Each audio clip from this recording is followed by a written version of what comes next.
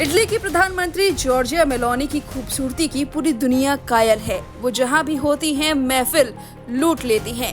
तस्वीरें वायरल होती हैं किसी भी नेता के साथ तो उनकी जोड़ी वायरल हो जाती है, लेकिन प्रधानमंत्री मोदी के साथ जब भी उनकी तस्वीर आती है तो भारत के लोगों का दिल गार्डन गार्डन हो जाता है, क्योंकि मोदी और मेलोनी की दोस्ती भारत के लोगों को बेहद पसंद आई है और दोनों के नाम को जोड़कर मेलोडी ग्रुप भी बना है।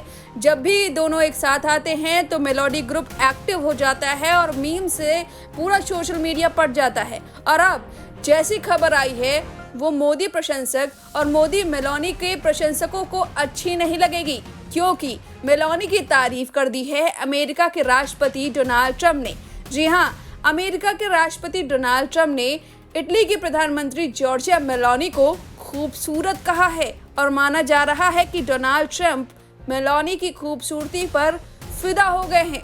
ऐसा सोशल मीडिया पर तरह तरह के कमेंट करके कहा जा रहा है। आखिर डोनाल्ड ट्रंप ने अचानक मेलोनी को खूबसूरत महिला क्यों कह दिया, जिससे पीएम मोदी और मेलोनी को चाहने वालों को मिर्ची लग जाएगी? चलिए जानते हैं। दरअसल इस वक्त गाजा शिखर सम्मेलन आयोजित किया जा रहा है और वहां तमाम दुनिया भर के शीर्ष पहुंचे हुए हैं। और इसी बीच अमेरिका के राष्ट्रपति डोनाल्ड ट्रंप ने इटली की प्रधानमंत्री जॉर्जिया मेलोनी को मंच पर बुलाते समय कहा, सुंदर महिला। उन्होंने कहा कि ऐसे शब्द का इस्तेमाल करने से अमेरिका में नेताओं का करियर खत्म हो जाता है, लेकिन वो रिस्क लेंगे। जी हाँ, अमेरिका राष्ट्रपति डोनाल्ड ट्रंप ने दरअसल मिस्र में आयोजित गाजा शिखर सम्मेलन में वर्ल्ड लीडर्स को संबोधित किया है और इसी बीच उन्होंने इटली के पीएम को ब्यूटीफुल वुमेन कह दिया, जिसके बाद अब सुर्खियां बन रही हैं। डोनाल्ड ट्रंप आखिर मेलोनी को खूबसूरत कहने के बाद डर क्यों रहे हैं? उन्हें किस बात का डर है? उन्हें ऐसा क्यों लगता है कि बहुत सारे नेताओं के करियर्स खत्म हो गए हैं और अगर वो ऐसा कहते हैं तो उन्हें नुकसान होगा? वजह एक है, क्योंकि मेलोनी और पीएम मोदी की जोड़ी पूरी दुनिया में पसंद की जाती है और उनकी जोड़ी जब किसी और के साथ बनाई जाती है तो मेलोडी ग्रुप नाराज हो जाता है और सोशल मीडिया पर तमाम ऐसे कमेंट करता है, उसके अपोजिट में ऐसा माना जाता है। तो कहीं ना कहीं एक कारण ये भी हो सकता है। ट्रंप ने अपने भाषण के दौरान मेलोनी को संबोधित करते हुए कहा कि मुझे ये कहने की इजाजत नहीं, क्योंकि आमतौर पर अगर आप यह कहते हैं तो यह आपके राजनीतिक करियर का अंत होता है, लेकिन मैं कहूँगा वो एक खूबसूरत युवा महिला है। उन्होंने आगे कहा कि अगर आप अमेरिका में किसी महिला के बारे में खूबसूरत शब्द का इस्तेमाल करते हैं तो आपका राजनीतिक करियर खत्म समझो, लेकिन मैं चांस लूंगा। अमेरिकी राष्ट्रपति फिर मेलोनी की तरफ मुड़े और बोले, आपको खूबसूरत कहलाने में कोई आपत्ति नहीं है ना, क्योंकि आप हैं। उनकी इस बात पर मेलोनी मुस्कुराती हैं और मेलोनी को खूबसूरत कहने के बाद ट्रंप उनकी जमकर तारीफ कर देते हैं और कहते हैं कि इटली में उनका बहुत सम्मान है और वो बहुत एक सफल नेता है। जिसके बाद अब ये वीडियो बेहद वायरल हो रहा है। हालांकि मेलोडी ग्रुप को ये वीडियो पसंद नहीं आ रहा है। आपको ये वीडियो पूरा सुनवाएंगे, डोनाल्ड ट्रंप ने क्या कुछ कहा है वो भी सुनवाएंगे, लेकिन आपसे सवाल ये है कि क्या आपको ऐसी बातें जो डोनाल्ड ट्रंप ने मेलोनी के लिए कही हैं वो बतौर प्रधानमंत्री मोदी और मेलोनी की प्रशंसक के तौर पर अच्छी लगी या नहीं? हमें कमेंट करके जरूर बताइए। जाते जाते ये वीडियो जरूर देखिए। We have a woman, a young woman who's I'm not allowed to say it because usually it's the end of your political career if you say it. She's a beautiful young woman. Now, if you use the word beautiful in the United States about a woman, that's the end of your political career, but I'll take my chances. Where is she? There she is. You don't mind being called beautiful, right? Because you are. Thank you very much for coming. We appreciate it. She wanted to be here, and she's incredible, and they really respect her in Italy. She's a very successful politician. We have Hungary. Oh, Victor. Where is Victor? Victor. We love Victor. Victor, I call him. You know, I put the little accent on it. You are fantastic, all right? I know a lot of people don't agree with me, but I'm the only one that matters. You are fantastic. He's a great leader. I endorsed him the last election he had, and he won by 28 points. So you're going to do even better this time. If you have another election, and you're going to do great, and we appreciate it, and we're behind you 100%. That's Hungary.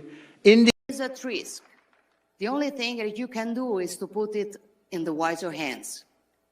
That is why conservatives keep on growing.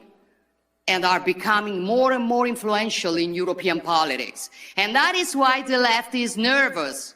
And with Trump's victory, their irritation has turned into hysteria.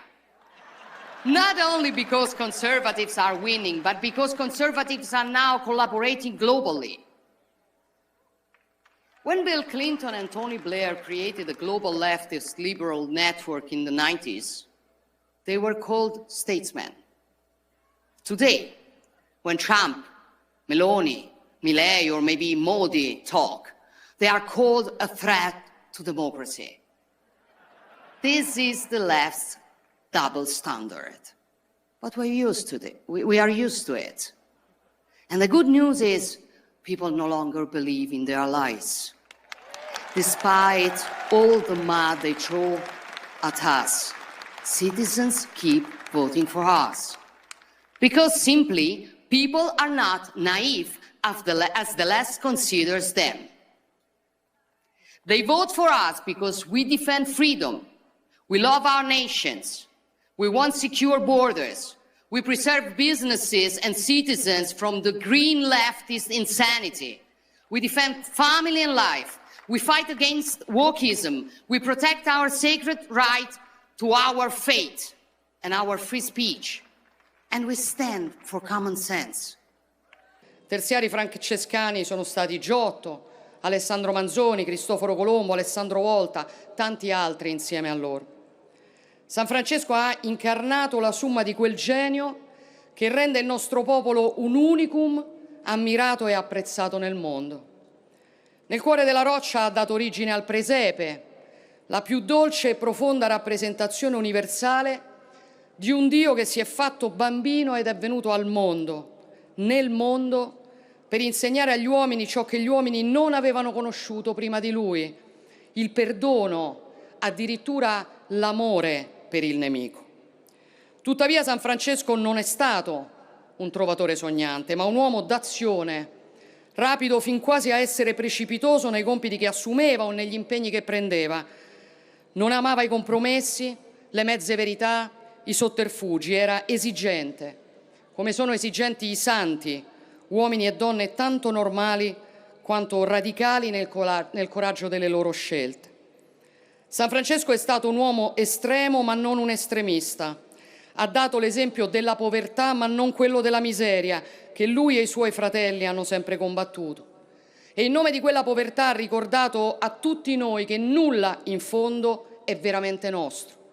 Né i figli, né le persone a cui vogliamo bene, né i nostri beni o il nostro corpo. Tutto è un dono, la preziosa eredità di un Dio che ci ama nella nostra imperfezione.